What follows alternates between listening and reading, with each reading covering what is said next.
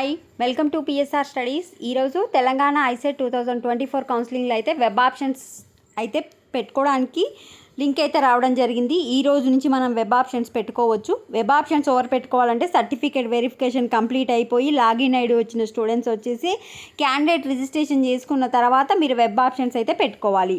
So ఎవరైతే certificate వెరిఫికేషన్కి వెళ్ళారో ఆ స్టూడెంట్స్కి వచ్చేసి మొబైల్కి మెసేజ్ రావడం జరుగుతుంది లాగిన్ ఐడి.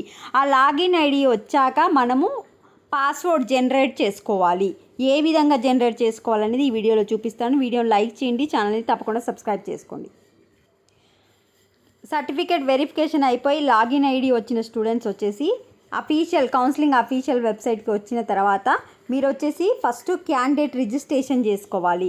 ఈ క్యాండిడేట్ రిజిస్ట్రేషన్లో మీ రిజిస్ట్రేషన్ నెంబర్ హాల్ టికెట్ పైన ఉంది కదా, ఆ registration number, hall ticket number, మీకు ఎంత ర్యాంక్ వచ్చింది, date of birth, generate password అని కొట్టండి. లోపలికి వెళ్ళిన తర్వాత మళ్ళీ మీకు ఒక పాస్వర్డ్ పెట్టుకోమని చెప్తుంది. ఆ పాస్వర్డ్లో క్యాపిటల్ లెటర్స్ ఉండాలి, స్మాల్ లెటర్స్ ఉండాలి, నెంబర్స్ కూడా ఉండాలి. మీరు ఏదైతే పాస్వర్డ్ పెట్టుకుంటున్నారో ఒకసారి మీరు పెట్టుకునేటప్పుడు ఒక పెన్ను ఒక పేపర్ తీసుకొని దానిపైన మీ లాగిన్ ఐడి మీ పాస్వర్డ్ అయితే రాసి పెట్టుకోండి. ఈ పాస్వర్డ్ అనేది వెరీ ఇంపార్టెంట్. మళ్ళీ మీరు వెబ్ ఆప్షన్స్ పెట్టుకోవాలన్నా సీట్ అలాట్మెంట్ వచ్చినా ఈ రెండు టైప్ చేస్తేనే, candidate login ID and password type చేస్తేనే మీకు వచ్చేసి నెక్స్ట్ ప్రాసెస్ అనేది ఉంటుంది. సో పాస్వర్డ్ పెట్టుకున్న తర్వాత కింద లాగౌట్ కనిపిస్తుంది. లాగౌట్ చేసిన తర్వాత ప్రతిసారి మీరు లాగౌట్ చేసుకోండి సేఫ్ సైడ్గా.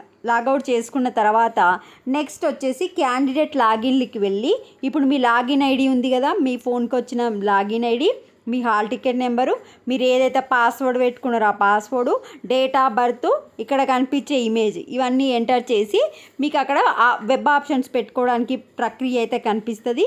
మీకు వచ్చిన ర్యాంకుకి ఏ కాలేజీలో సీట్ వస్తుందో ఒకసారి చెక్ చేసుకొని కొన్ని ఎక్కువనే వెబ్ ఆప్షన్స్ అయితే పెట్టుకోండి, మీకు తప్పకుండా సీట్ వస్తుంది. అయితే నెట్ సెంటర్లలో లాగిన్ చేసి వదిలేయకండి. మళ్ళీ మీ వెబ్ ఆప్షన్స్ వేరే వాళ్ళు చేంజ్ చేయడానికి అవకాశం ఉంటుంది కనుక ప్రతిసారి లాగౌట్ చేయండి. లాగిన్ చేసిన ప్రతిసారి లాగౌట్ చేయండి. లాగిన్ ఐడి అండ్ పాస్వర్డ్ అయితే కంపల్సరీగా మీరు ఒక దగ్గర రాసి పెట్టుకోండి. వీడియోని లైక్ చేయండి. ఇంకేమైనా డౌట్స్ ఉంటే కమెంట్ సెక్షన్లో కమెంట్ చేయండి. Thanks for watching.